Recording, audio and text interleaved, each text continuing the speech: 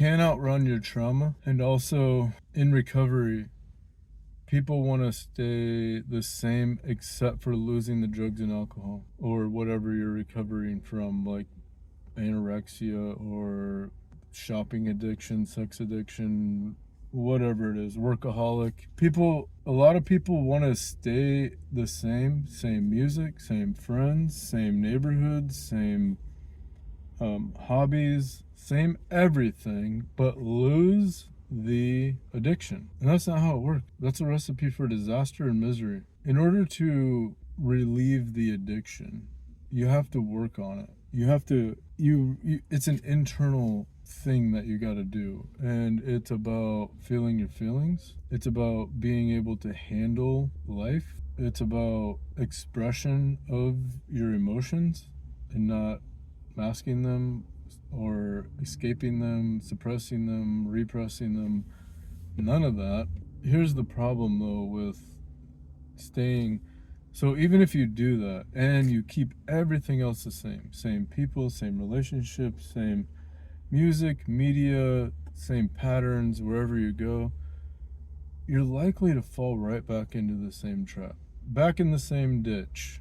Whether it's 1 month, 3 months, 6 months, 9 months, 1 year, 5 years down the road, when you don't change the way you think and act and operate as a different person, nothing changes. Nothing changes. And then that brings me to my second part is you can't outrun trauma. I tried this. I tried to outrun trauma for a very long time. Let's define what trauma is. And this is not an expert definition. Trauma is any adverse experience you had as a child, as a teenager, as an adult, whether in a toxic relationship, by a caregiver. It could be physical abuse, mental abuse, emotional abuse, neglect, abandonment. Your cousin telling you a scary story when you're a kid, that could be traumatizing.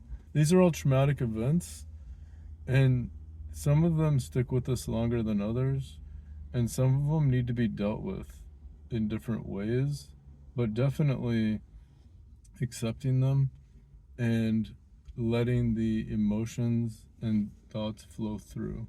The only way out is through. I don't know who that said that. Carl Jung, maybe. The only way out is through. And so outrunning the trauma without doing the inner work, shadow work, parts work, deep therapy, EMDR, yoga, self-inquiry, it's the shadow. It's what you're suppressing. It's what you've never dealt with, or you weren't capable of dealing with. It's not your fault. But if you want your life to change, if you want your outside experience of life to change, you gotta change the inside. And that's an inner journey.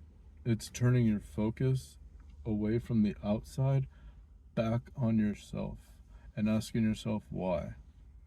Why am I like this? Why does that keep happening? Why am I in this pattern? Becoming more aware, more conscious, we discover these patterns. Many ways of doing this. I already mentioned a few. Journaling is another one. Just writing things down. Just writing down, say you have like recurring thoughts all the time about a certain situation, just write it down. What is the actual thought? At one point in my life, I had racing thoughts, like my brain was on fire, and I was trying to figure my life out, and I had a lot of turmoil going on. And I just wrote my thoughts out for like a few minutes. My page was like this long. Like, these are the thoughts. I'm just looping through these thoughts. Gotta get this, gotta get that, gotta fix this, gotta fix that, gotta call this, gotta call that. Don't forget about that. That's exhausting. I remember being exhausted by like 9 a.m. in the morning, up for an hour. I just couldn't handle it. Anyways, that's getting kind of off topic.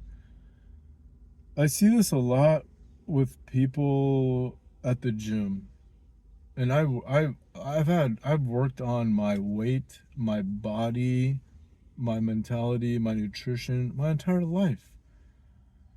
to an excessive degree at certain points. Some points I completely just let go. Quadruple cheeseburgers and supersized fries. Let's go. Bucket of Coke. And other points, you bulimia, anorexia, just restrictive, really restrictive, very micromanaging diet, and it's just a pendulum, and it's nothing to do with the food. It's nothing to do with the exercise, how many runs you do, how many burpees you do, the new jazzercise tapes that you're dedicated to. It doesn't, none of that's going to give you permanent results. You might see some results for a week, a couple weeks, a month, 6 months. But if you don't work on the inside, if you don't let go of the trauma, the thoughts, the negative self-talk, it's not going to change. You're just going to come right back to center. There's books, psycho-cybernetics, and that talks about like a thermostat, and your mind, your subconscious mind, is set on one setting, and your will can move you to 72 degrees off 70 and to 68. That's your crash dieting, and you're trying to do things differently, but that 70 degrees that's it's set on, that's your norm, that's your comfort zone, that's your homeostasis. And so when you press it down, you work real hard and you do 1,000 burpees and you crash course on that diet and you get to 68 and you keep it for 2 months and you're like, I think I'm good, and you didn't do any inner work, it just goes right back to 70, because that's your internal thoughts, beliefs, your habits, your habitual thoughts. They're nothing got rewired up here, and if you do like rewire some habits through force and will, it's so hard, and it's a lot of resistance. If you could just do the inner work and let go and grieve and say, I wasn't, when I was a kid, I wasn't capable of handling that, but I'm an adult now, and I can forgive, and I can let go. I can forgive myself for hurting myself all these years because that happened to me. When you can work with the feelings, and you can work with the mind instead of trying to will it into something else and just like work so hard at it. When you can do that inner work, like I was just talking about, you automatically get better. You automatically get better. You just start thinking differently. You start taking care of yourself more. You find self-care more. You notice the thoughts. I'm stupid. I'm ugly. I'm fat. You're like, I don't feel like that anymore. I'm not those things. I'm actually a great person. I'm okay with my body. I'm working on it. It's a work in progress. Everything's a work in progress all the time. Body, mind, soul. It's a daily thing. Take care of it. Still more to let go of. Even if when you have releases and letting go and grieving, and you feel like a new person, and you're like, oh, I'm accepting where I'm at and stuff. It's not time to celebrate.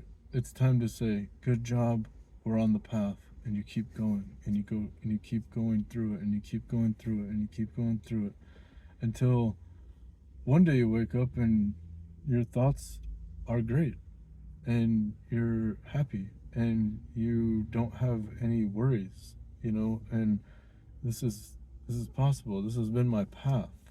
It took years. It took years, but it is possible. And I'm here to support you, and I love you. Focus on your breath.